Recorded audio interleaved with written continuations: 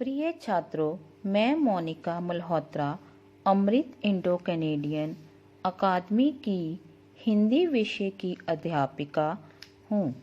छात्रों, पहले भाग में हमने लेखक और इस पाठ के विषय में जानकारी हासिल की, जिससे हमें ज्ञात हुआ कि इस पाठ में चिट्ठियों के महत्व के बारे में जानकारी दी गई है।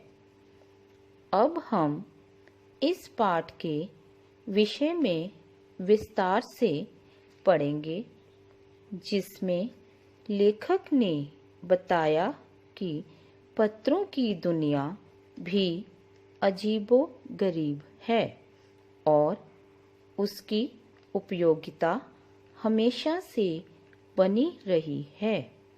पहले इन पत्रों को कबूतरों या घोड़ों द्वारा पहुंचाया जाता था, लेकिन समय में बदलाव आया कि यह काम डाकिये करने लगे।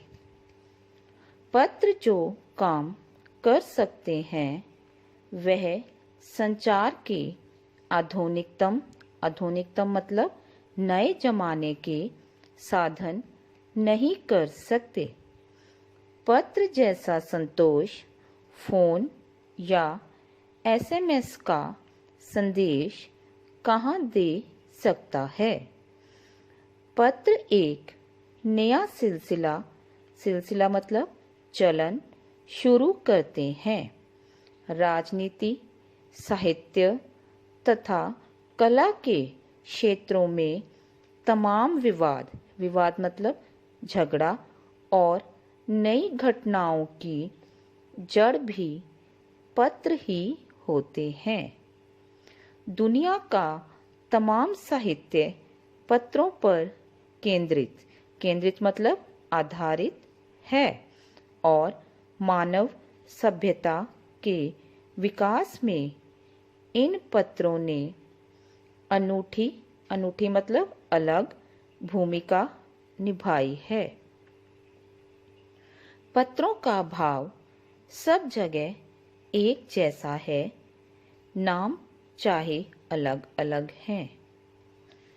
पत्र को उर्दू में खत, संस्कृत में पत्र, कन्नड़ में कागज, तेलुगु में उत्तरम, जाबू में लेख तथा तमिल में कड़िद कहा जाता है। पत्र यादों को सहेजकर मतलब संभाल कर रखते हैं। इसमें किसी को कोई संदेह मतलब शक नहीं है। हर एक की अपनी पत्र लेखन कला है। दुनिया भर में रोज करोड़ों पत्र एक दूसरे को तलाशते मतलब ढूंढते तमाम ठिकानों तक पहुंचते हैं। भारत में ही रोज 4.5 करोड़ पत्र डाक में डाले जाते हैं, जो इस बात को सिद्ध करते हैं कि पत्र कितनी अहमियत मतलब महत्व रखते हैं। पत्र आज भी उतना ही महत्व रखते हैं, लेकिन अन्य साधन आने के कारण इसका महत्व कम जरूर हो गया है। पंडित जवाहरलाल नेहरू ने सन 1953 में सही ही कहा था कि हजारों साल तक संचार का साधन केवल हरकारे मतलब दूत या तेज घोड़े रहे हैं। उसके बाद यातायात के साधनों में वृद्धि हुई तो रेलवे और तार में भारी बदलाव आया। तार मतलब संदेश पहुंचाने का साधन, जिसने रेलवे से भी तेज गति से संवाद पहुंचाने का सिलसिला शुरू किया। आज आधुनिक दुनिया में कई ऐसे साधन आ गए हैं जिससे संदेश पहुंचाने का सिलसिला तेजी से बदलने लगा। पिछली शताब्दी मतलब जिसमें 100 वर्ष होते हैं, में पत्र लेखन ने एक कला का रूप ले लिया। पत्रों को सही दिशा देने के लिए विशेष प्रयास मतलब कोशिश किए गए। स्कूली पाठ्यक्रमों मतलब सिलेबस में पत्र लेखन का विषय भी शामिल किया गया। विश्व डाक संघ की ओर से भी 16 वर्ष की कम आयु वर्ग के बच्चों के लिए पत्र लेखन प्रतियोगिताएं करने का सिलसिला मतलब क्रम सन 1972 में शुरू किया गया।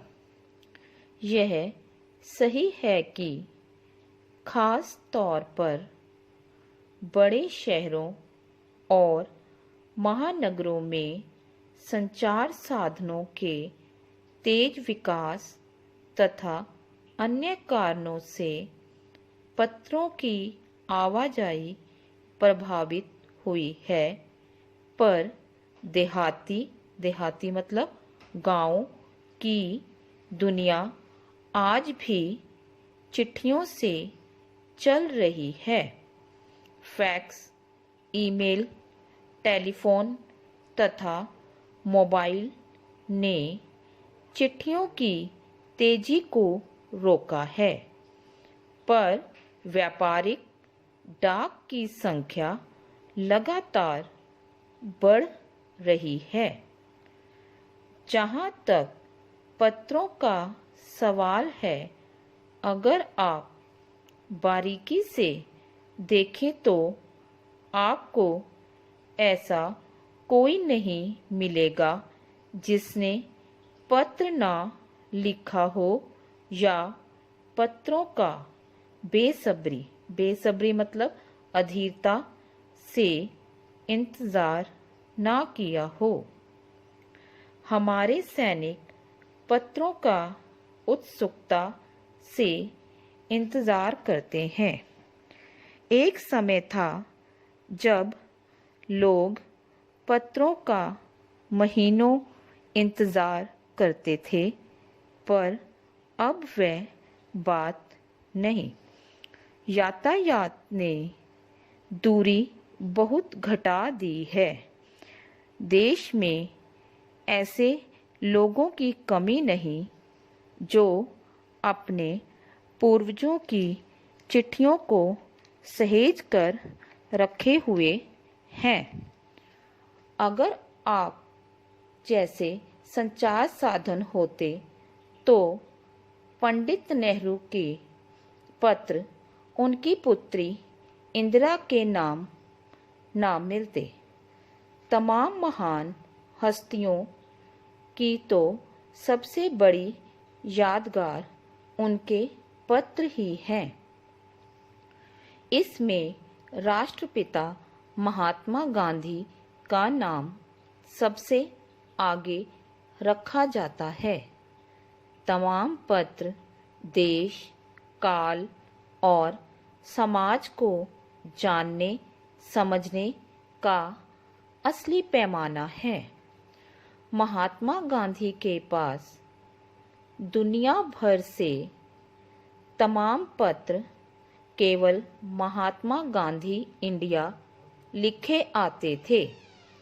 पत्रों का जवाब देने में उनका कोई जोड़ ना था।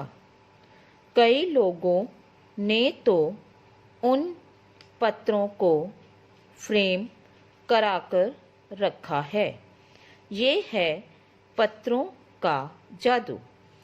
पत्र किसी दस्तावेज से कम नहीं। दस्तावेज प्रमाण पत्र। पत्र व्यवहार की परंपरा भारत में बहुत पुरानी है। इसका असली विकास आज़ादी के बाद ही हुआ है। सरकारी विभाग में गुडविल डाक विभाग की है। पत्र लोगों को जोड़ने का काम करते हैं। शहरी इलाके हों या दुर्गम जंगल, पहाड़ी इलाके या समुद्र तट पर रह रहे लोग, रेगिस्तान के लोग, आज भी सब खतों का बेसब्री से इंतज़ार करते हैं। करोड़ों लोग आज भी खतों और अन्य सेवाओं के लिए भारतीय डाकघरों के दरवाज़ों तक पहुंचते हैं। देहातों में, गरीब घरों में चूल्हे मनी ऑर्डर अर्थव्यवस्था से ही जलते हैं। गांव में मनी ऑर्डर लेकर पहुंचने वाला डाकिया देवदूत के रूप में देखा जाता है। क्यों? उसी के आने से उन्हें पैसा और खुशियाँ मिल पाती हैं। छात्रों, इस पाठ को विस्तार से पढ़ने के बाद आप इस बात को तो समझ ही गए होंगे कि चिट्ठियों का हमारी ज़िंदगी में बहुत महत्व है। धन्यवाद।